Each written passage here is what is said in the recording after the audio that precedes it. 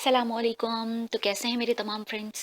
सबसे पहले मैं अपने तमाम न्यू सब्सक्राइबर्स को वेलकम कहती हूँ कि जिन्होंने मेरे चैनल को ज्वाइन किया और उनके अंदर एक सीखने का शौक पाया जाता है और वो अपने फीडबैक्स भी शेयर करते रहते हैं। So welcome back to all of you. और कैसे हैं आप सब लोग। उम्मीद करती हूँ कि आप सब बिल्कुल बिल्कुल बिल्कुल खैरियत से होंगे। आज का टॉपिक शुरू करने से पहले आपको इतना ज़रूर कहना चाहूँगी कि अगर आप मेरे चैनल पर नए हैं तो चैनल को सब्सक्राइब ज़रूर कर लीजिए। This is Usma Gaffar and you are watching my channel. Our motive is ज़िंदगी बदलो बाय उस्मा गफ्फार और ट्रांसफॉर्म योर लाइफ।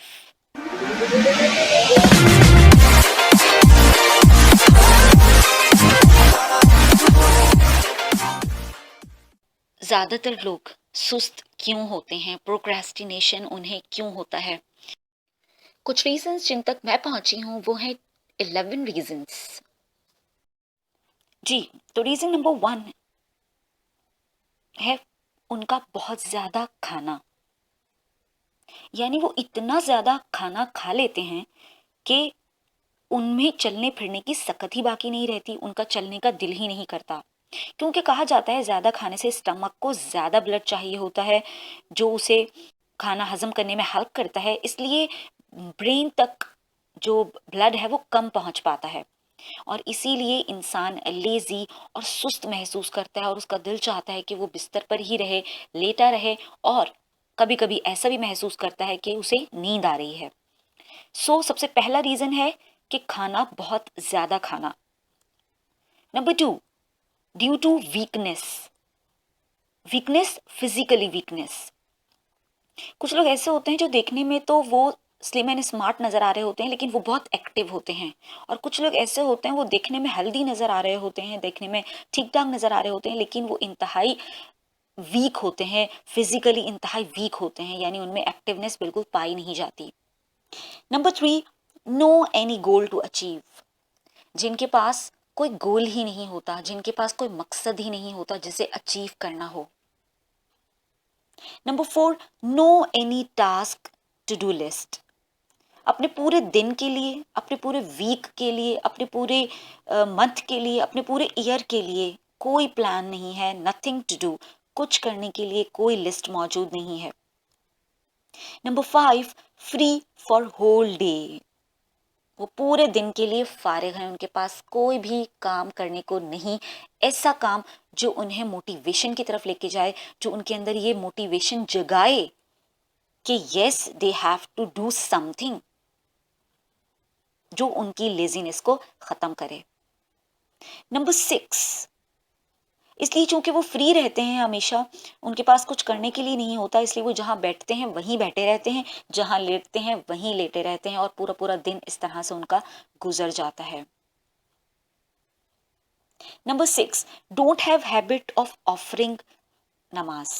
जिनकी नमाज पढ़ने की आदत नहीं होती, क्योंकि नमाज आपको पाबंद बनाती है, एक टाइम टेबल का, एक रेगुलरिटी देती है आपकी जिंदगी में, एक पंक्चुअलिटी आती है।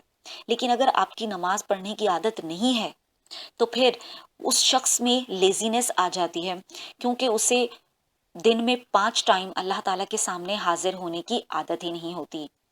तो ऐसा शख्स जो नमाज पढ़ता है उसमें ये चीज़ बहुत ज़्यादा होती है कि वो बहुत ज़्यादा एक्टिव रहता है, क्योंकि उससे हर कुछ टाइम के बाद अल्लाह ताला के सामने हाजिर होना होता है, वो जितना भी बिजी हो किसी भी काम में। इस शख्स की आदत होती है कि नमाज ना पढ़ने की, इसलिए उसके अंदर सुस्ती ज़्यादा बढ़ जाती है। Number 7, they have some person in their life who provide every stuff on their places। इनकी जिंदगी में कुछ ऐसे लोग होते हैं जिन्होंने इनकी आदत को खराब किया होता है और वो उन्हें खाने पीने की तमाम चीजें उन्हें उनकी जगह पर बिस्तर पर पहुंचा देते हैं, इसलिए ये लोग लेजी हो जाते हैं और उन्हें खुद उठने का कुछ दिल नहीं करता। Number 8, usually their mothers doesn't guide their kids। जी, यानी उनकी मदर्स ने उन्हें कभी गाइड ही नहीं किया होता, उनके पेरेंट्स ने कभी उन्हें गाइड ही नहीं किया होता कि अपना काम अपने हाथों से करना कितना अच्छा लगता है और करना क्यों जरूरी है। They are dependent on others.